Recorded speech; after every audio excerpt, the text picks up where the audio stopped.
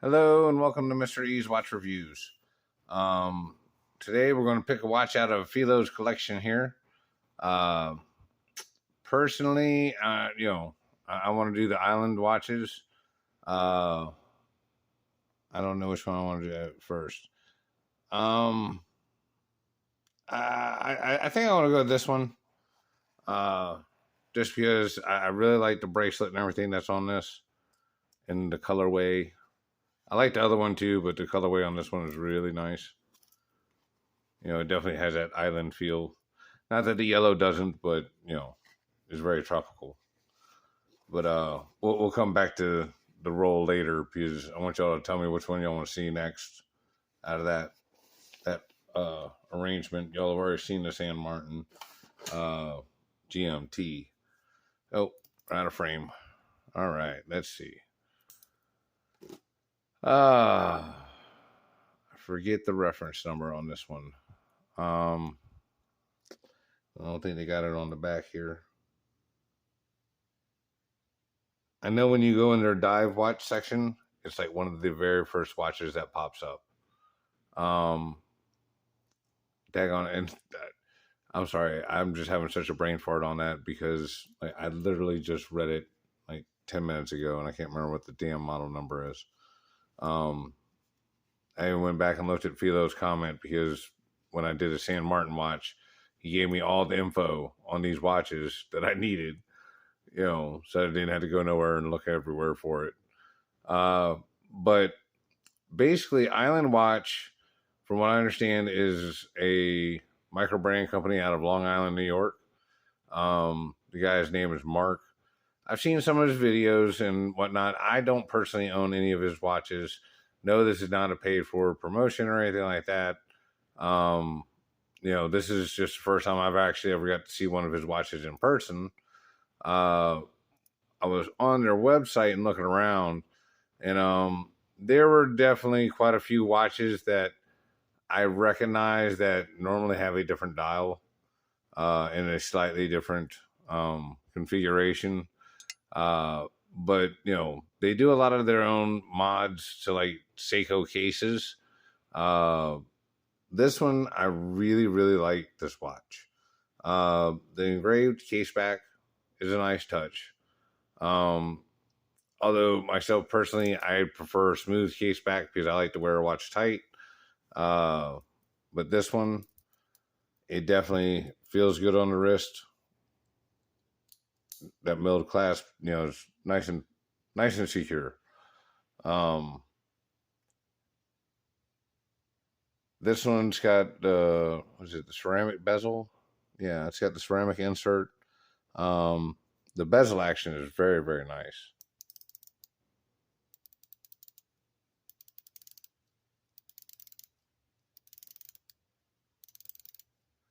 Very Seiko-ish. Again, it looks like a Seiko case and all that good stuff. And, I'm not Mr. Seiko, so I couldn't tell you which one like this case is usually used for by Seiko. My guess would be like the 200 Moss would be this case. I'm sure you guys that love your Seikos will be just jumping all over me on that one, and it's cool. Look, because I'm telling y'all, I'm not an expert. I just really love watches. And I love cars and I love mechanical things. So it is what it is. I think that for the money, you actually are probably getting a better built watch overall from Mark than like say an actual Seiko. This bracelet is quite nice, and it's got screw links, lots of holes to micro adjust, and a milled center folder. So I mean, yeah, it's definitely a huge upgrade from like what you would get for a regular Seiko. This one I believe is running the NH35A. Yeah, I'm just about positive. Looks like sapphire crystal. I'm gonna have to go get my time grapher from Miss Kitty his little shit ain't got my damn thing out here. At least I got my calipers. Let me go and measure this one up. Now this one, I looked it up, or when I looked it up, they said it was going for about $410. Which, I mean, when you get up to them 62 Moss and like the higher, middle end and higher end Seikos. All right, what's it measuring? This is measuring at 41 millimeters across the case. All right. Let's see. Can we get a lug? The lug. Looks like it's 20. Yep. Sorry, you guys. I'm trying to get it in there. But yeah, it's 20. They've got this thing fit pretty tight. Because I missed the lip there. Oh, there we go. I was stuck underneath the thing. There we go. It's 20. Look quick while I got it. All right. 12.5 millimeters thick. North to south, like the Bombardier says, is 47.6 millimeters. And, the bracelet hangs very nicely on this. The only thing that I'm not a huge fan of is the 6 o'clock date. I understand they got to do something a little bit different than how the Seiko does it. But, it's good feeling, when you wind it. And let's see. No, yep. They got the date change going the other way.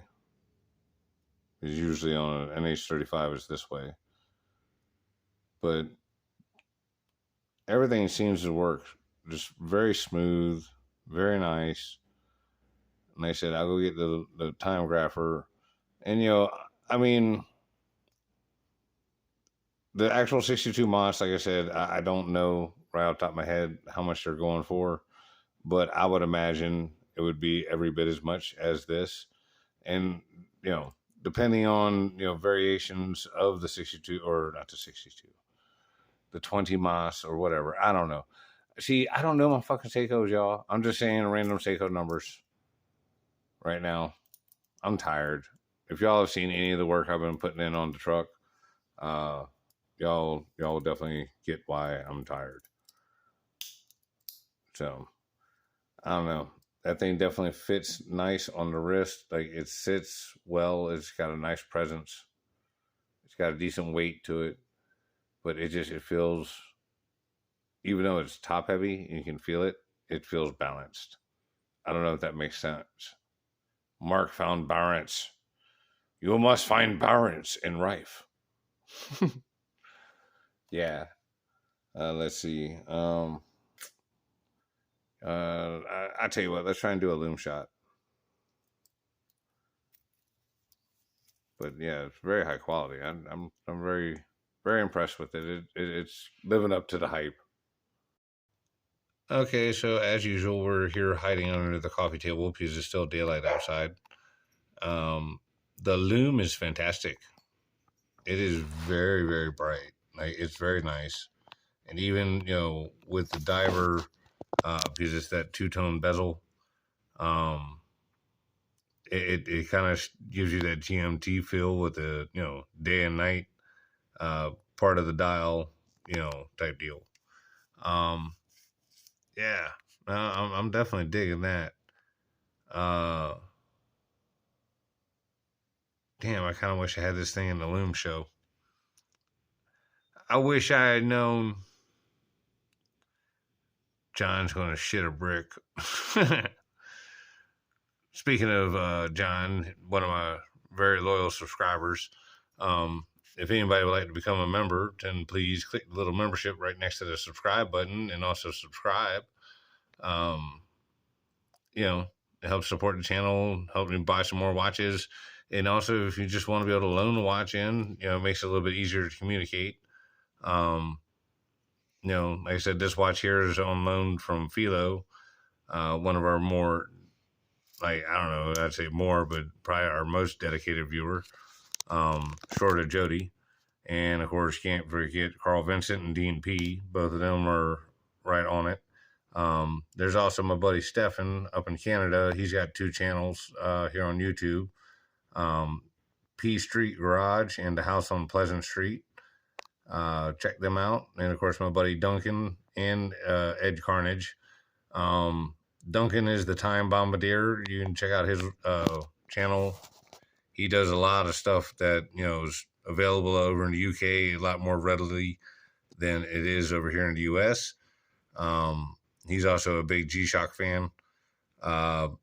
Carnage, he's actually changed the name on his channel a couple of times, so I think it's Walkabout Watches now, but I'm not sure, so don't quote me on that. Anyway, let's get back out into the light. Okay, I just remembered something.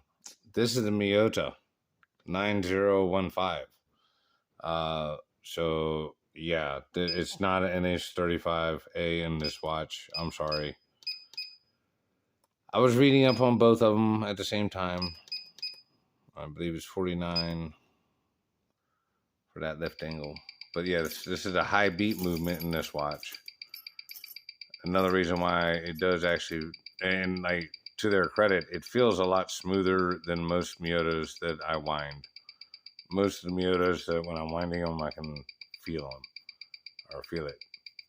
So let's see what we're running.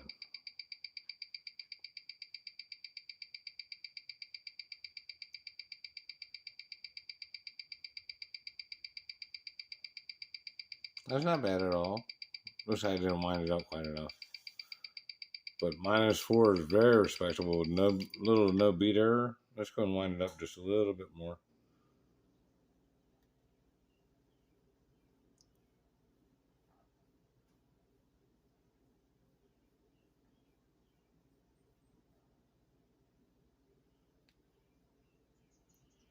But yeah, like most of the time, most Miotas to me feel very gritty.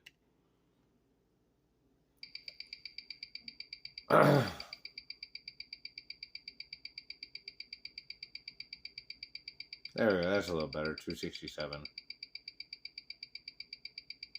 Looks like it's still running -4 though, which is very excellent tolerances.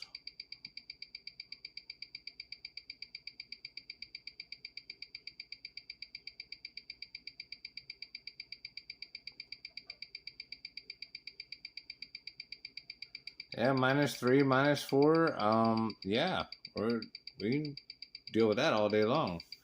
So overall, I have to say I am pretty impressed with this watch. Whoops. Let me go ahead and pull it out of there so I can fix that. The bezel and everything like that seems to line up correctly with the dot. I had it off just by one click. But I mean, overall, like this watch for the $410, I think is actually better money spent on this than on the actual Seiko. I mean, you can take that for what it is, but I mean, for what you're getting for your money, this bracelet is 10 times better than what you get on a Seiko watch. Even up to like the $1,000 range. The finishing on this thing is just fantastic. Like, the high polished edge right there on top, and, the brushed on the sides. Like, if this wasn't Felo's watch, man, I would be sporting this thing all around. Like, it's definitely a springtime summer watch. Again, he lives down in Miami, so I can definitely see why he would like this. And like, again, this has also got this little like water textured dial. At least that's what it looks like to me, is like water rippling. I mean, it's just absolutely gorgeous. Yeah, I'm sorry I screwed up on the movement earlier, you guys, but yes, it's the Miota. High beat. Yes. So, in summation, very impressed with this one.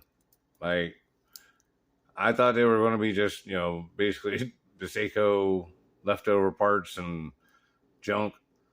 kind of deal slapped together. But nah, like this is very quality, very high end. So, like I said, I got the 2 other Islander watches, and then I got the one San Martin Watch Dives collab. Uh, I personally, my vote would be for the yellow one. Um, I really like to do the video on this one next, and if don't nobody say nothing in there, that's what we're gonna do. But yeah, I like this one.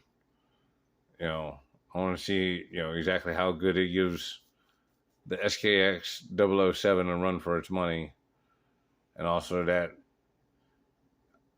I know it's going to bug some of y'all, but I want to see how it compares to that steel dive. Um,